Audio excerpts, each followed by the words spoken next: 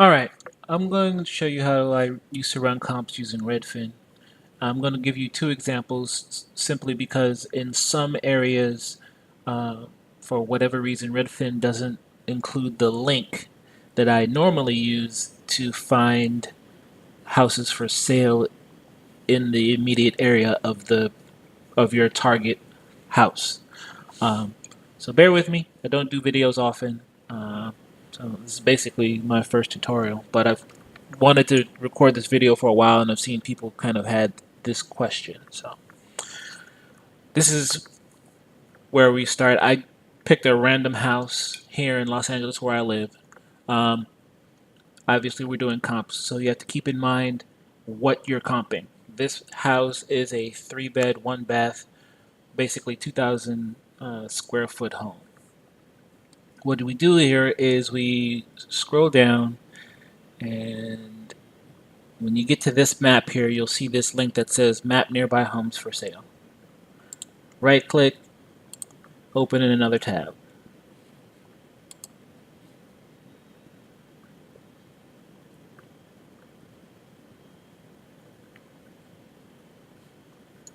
Once it comes up, what you're going to want to do here is go over here to the right where it says More Filters. Pick specifically what you're looking for, if it's a townhome or a condo or whatever. This is a house, so we're going to click House. For sale, I do want to see what's um, under contract or what's coming up right now. So I'll click Show More, come here to Active and Under Contract, Pending Houses. The pending houses are more important than obviously the ones that are for sale. I'll minimize that, and then we'll come to Sold. Now, typically, people will always tell you that you don't want to go past 3 months, but actually, it just depends on your area. Some places are more saturated, some places are less saturated. You might be in a place, they're not selling a lot of houses um, in every quarter, so it's okay to go back. I would say definitely don't go back more than a year, but for for purpose of this argument, we'll do 6 months. Then typically what I'll do is I'll go 20% up on square footage and 20% down. You can't do that exactly here. You can't say specifically what you're looking for, but like I said, it's 2,000 square feet. So I'll look for homes between 1750 and 2250.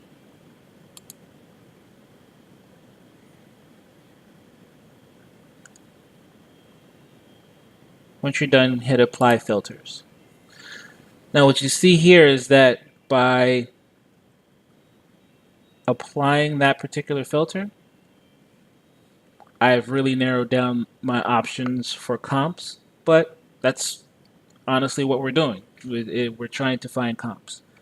So I try to stay within a very tight radius. I don't like to cross major streets unless I know the area pretty well, and I know that when you cross over, it's still pretty much the same neighborhood. In this case, I can do that. I know that this area is pretty much the same even after you've crossed these major streets like Adams and Arlington and so forth. So I'll scroll out a little bit just to see if how much more I get. I'll go back to my primary map, look exactly where the house is. It's on 28th or 29th, and I think that's Cimarron. So we'll come back here. So this is our general area here in the middle, but we're gonna kind of go out and see what we have here. So the ones in blue are the ones that have sold. So this one is approximately the same square feet, but it has one more bathroom and one more bedroom.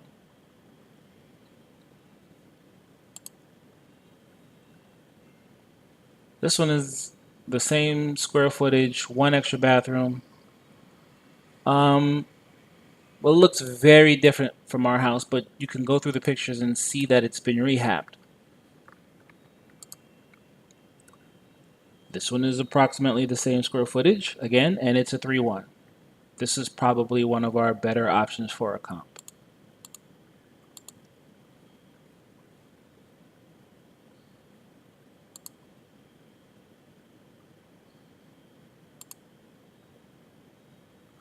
So you get the idea. Find your best three comps. Go ahead and then do your math from there. Whether or not you're someplace that's using a 70% rule, someplace like LA where the values are a lot higher, sometimes people go 80, 85%, or just whatever it is that you're going to do at that point uh, to run your math on that home. Um, this list that you've created, you can actually export it, hit download all, and it'll make an Excel spreadsheet for you. All right, so that's it for the regular way to do this. And just the small little addendum to this is I've picked somewhere else here in Illinois. When you scroll down to the map, it actually doesn't give you the link to find homes for sale nearby. Um, you can scroll all the way to the bottom and see similar homes, but you don't know exactly how far they are. So what I do in this case is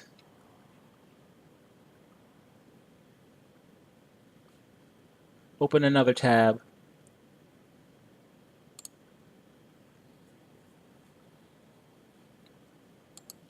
open Redfin,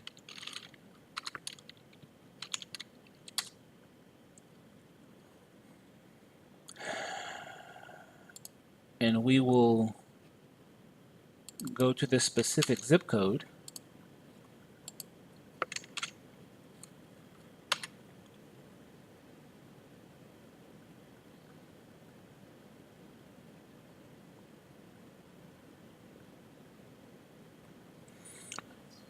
And again,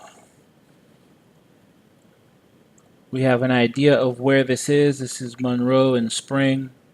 So we'll drill down there.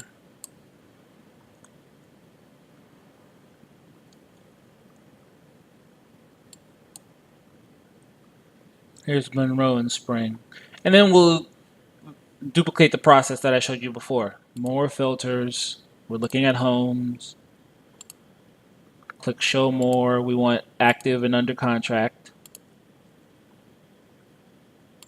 We want the sold. We're going to go back 6 months.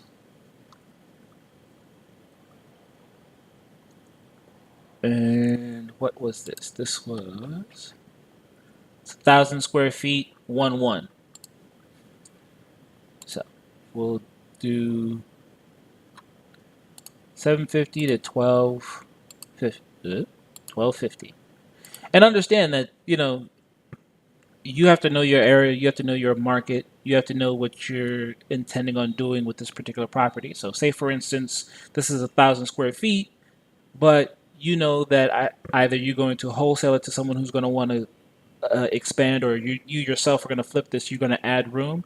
So you can do comps up to 1,500 if you want to, if you know you're going to make this particular house larger. So obviously none of this is set fast. It depends on where you are and what you're doing. All right. Once again, we have what's coming up on sale in this area.